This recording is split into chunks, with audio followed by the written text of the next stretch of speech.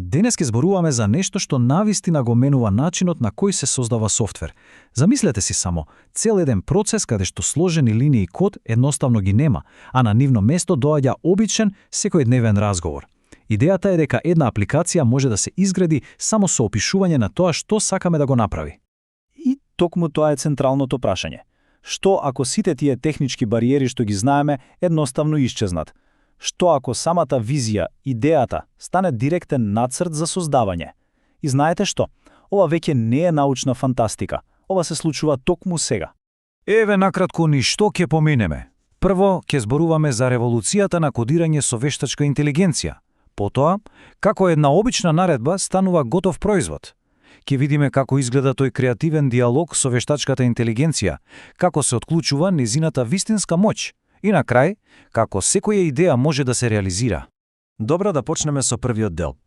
Сведоци сме на една, огромна промена во тоа како воопшто се создава софтвер. Ова е сосема нов пристап, концепт кој се нарекува вајб кодирање. Сега, што е всушност тоа? Наедноставно кажано, V-code кодирање е процес каде што ја опишувате апликацијата што ја сакате со своји зборови, како да зборувате со некој колега. Заборавете на код, заборавете на технички жаргон, целата поента е едноставноста и тоа што е достапно за секога. Еве го концептот на дело. Наместо да се мачите со линии код, само ја опишувате визијата со зборови, а вештачката интелигенција го зема тој опис и го претвора во готов функционален производ. Зборовите стануваат апликација. Буквално. Добро, доста беше теорија. Ајде да видиме како ова изгледа во пракса. Ќе погледнеме еден конкретен пример од платформата Lovable, каде што од нула се создава фитнес апликација наречена FitCore. Целиот процес е, верувале или не, сведен на 3 едноставни чекори. Прво се пишува детален опис или наредба, познато и како промпт. Второ, вештачката интелигенција ја создава првата верзија. И трето, само го прегледувате резултатот. Тоа е тоа, навистина е толку просто. Еве, погледнете колку детален може да биде тој првичен опис. Значи не е само, направи ми фитнес апликација. Не, тука јасно се наведени сите страници, сите функции, па дури и каков да биде дизајнот, модерен и чист.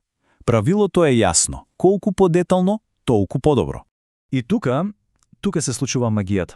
Откако ќе се даде таа наредба, буквално за неколку моменти целиот тој текст се претворува во вистинска, функционална веб страница со се што беше побарано. Брзината е, навистина, неверојатна. Се разбира, реалноста е дека првата верзија ретко кога е 100% совршена, нели? И токму тука доаѓаме до третиот дел. Ова не е еднократна работа, туку еден вид интерактивен диалог, разговор со вештачката интелигенција. И сега логичното прашање, добро, ама што ако нешто не работи како што треба? Што ако има некоја грешка или нешто не изгледа добро? Како се поправа тоа без да се пишува код? Одговорот е, едноставен. Само го продолжувате разговорот. Еве еден одличен пример. Корисникот забележува дека копчињата на блогот не работат. Наместо да отвора код и да дебагира, само пишува: ова копче не работи. Поправи го и направи динамични страници. И вештачката интелигенција сваќа што треба да направи и го поправа. И тука имаме 2 главни начини за правење измени. За големите, структурни работи, како додавање нови функции или поправање поголеми грешки, се користи промпт, односно се продолжува разговорот. Но за оние ситните визуелни детали, како промена на текст, боја или растојание, има визуелни алатки со кои директно кликате и менувате. Ама како вештачката интелигенција памти се што сме и кажале на почетокот за да остане доследна? За тоа служи нешто што се вика прилагодено знаење. Тоа е како да и дадете на вештачката интелигенција еден документ, еден вид прирачник со сите клучни информации за проектот, кој таа го користи како водич низ целиот процес. И сега доагаме до делот каде што работите стануваат сериозно моќни. Ова е моментот кога преминуваме од обична, статична веб страница во целосна, динамична веб апликација. А клучот за овој голем скок е технологијата наречена Lovable Cloud.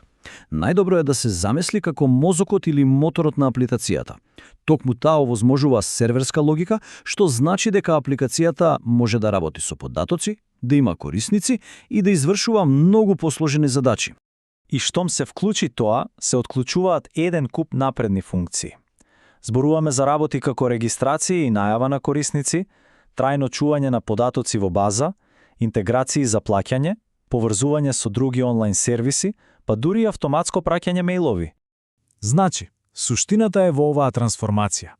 Она што почнало како обична, статична веб страница, како некоја дигитална брошура, сега станува вистински, динамичен бизнис. Апликација со вистински корисници, вистински податоци и секако можност за генерирање приход. И со сето ова стигнуваме до последниот и можеби најважен дел. Што значи се ова во поширок контекст? Па, зборуваме за вистинска демократизација на создавањето. Секој со идеја добива алатка да ја реализира.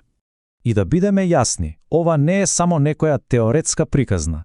Еве конкретни примери на SaaS бизниси направени токму на овој начин, заедно со нивниот реален месечен приход. Ова е доказ дека овој пристап е одржлив и може да изгради вистински бизнис. Клучната разлика е во брзината. Целиот процес, кој традиционално траеше со месеци, па дури и години, од идеја до дизајн, кодирање и лансирање, сега е скратен на минути или часови. Тоа е огромна промена. Значи, што е најважно да се запомни од сево ова? Прво, дека ова е сосема нов начин на размислување. Алатката веќе не е кодот, туку идејата, визијата. Техничките бариери што со години ги спречуваа луѓето да создаваат, сега паѓаат. Секој може да биде градител. И за крај, едно прашање за размислување. Кога алатките за создавање софтвер ќе бидат во рацете на секого, кога бариерата за влез практично ќе исчезне, што се ќе видиме? Кои се идеи, кои досега биле само замисла, конечно ќе станат реалност? Потенцијалот е навистина огромен.